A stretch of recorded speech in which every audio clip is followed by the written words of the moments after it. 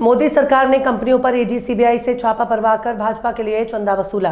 प्रदेश कांग्रेस अध्यक्ष दीपक बैज ने पत्रकार वार्ता को संबोधित करते हुए कहा कि मोदी सरकार ने केंद्रीय एजेंसियों का दुरुपयोग, विपक्षी दलों के नेताओं के दमन के साथ ईडी, आईटी, सीबीआई का दुरुपयोग कर भाजपा का वसूली एजेंट बना दिया। जहां चुनाव होते हैं वहां के विपक्षी दलों, नेताओं के खिलाफ झूठे मुकदमे दर्ज कराए जाते हैं। ईडी के द्वारा षड्यंत्र रचा जाता है। पूरे देश में यही स्थिति है। ईडी, सीबीआई, आईटी व्यापारिक घरानों, उद्योगपतियों के यहाँ छापा मारती है। उसके बाद भाजपा को चंदा देने दबाव बनाया गया, हजारों करोड़ रुपए वसूला गया। सरकार प्रायोजित अवैध वसूली का इससे बड़ा उदाहरण पूरी दुनिया में नहीं मिलेगा। सरकार जिसकी लोगों के जान माल के संरक्षण देने की कानूनी जवाबदारी होती है, उसी ने केंद्रीय एजेंसियों के माध्यम से वसूली की। मोदी सरकार ने ईडी, आईटी, सीबीआई को अपना गुर्गा बना लिया है। अभी हमारे प्रिंट और इलेक्ट्रॉनिक मीडिया पोर्टल सभी मीडिया के साथियों को, हमारे चेयरमैन सुशीलानंद शुक्ला जी, हमारे जीएस सेक्रेटरी और एजीएस हमारे महामंत्री और सभी हमारे आदरणीय साथीगण, वर्तमान परिस्थिति में पूरे देश में जिस हिसाब से माहौल अभी चल रहा है, आप लोग अवगत है। इलेक्टोरल बॉन्ड को लेकर देश की जनता जानना चाह रही है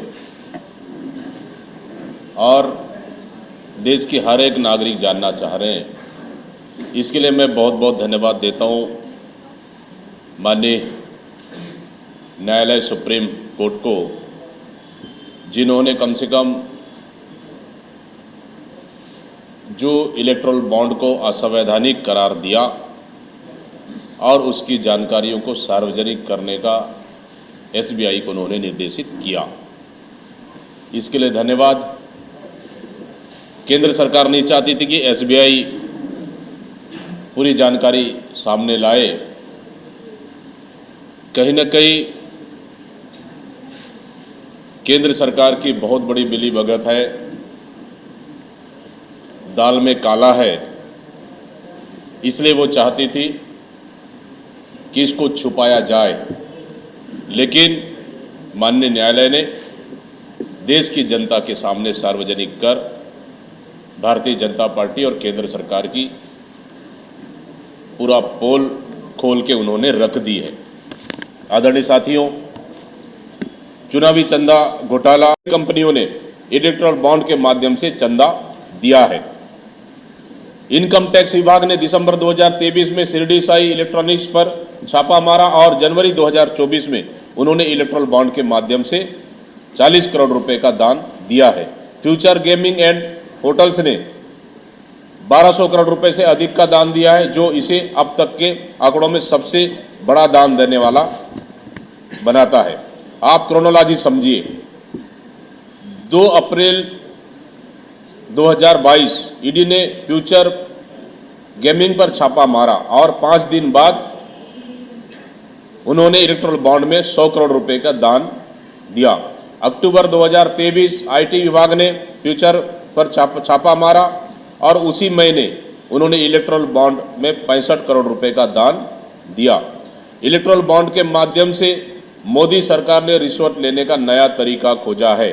आंकड़ों से एक पैटर्न उभरता है, जिसमें केंद्र सरकार से कुछ मदद मिलने के तुरंत बाद कंपनियों ने चुनावी बॉन्ड के माध्यम से एहसान चुकाया।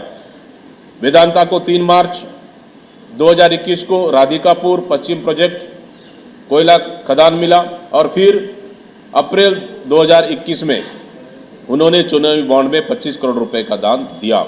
मेगा इंजीनियरिंग एंड इंफ्रा को अगस्त 2020 में 4500 करोड़ का जोजिला सुरंग प्रोजेक्ट मिला। फिर अक्टूबर 2020 में उन्होंने इलेक्टोरल बॉन्ड में 20 करोड़ रुपए का दान दिया।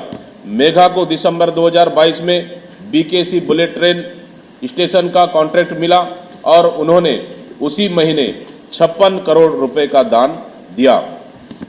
इलेक्टोरल बॉन्ड घोटाला भाजपा की बदनीयती, भ्रष्टाचार का सबसे बड़ा सबूत है। भाजपा ने ईडी, आईटी, सीबीआई को अपना चंदा वसूली एजेंट बना दिया है। कांग्रेस पार्टी सुप्रीम कोर्ट और चुनाव आयोग से मांग करती है कि इस कदाचरण के लिए भाजपा के मान्यता समाप्त कर उसके चुनाव लड़ने पर प्रतिबंध लगाया जाना चाहिए।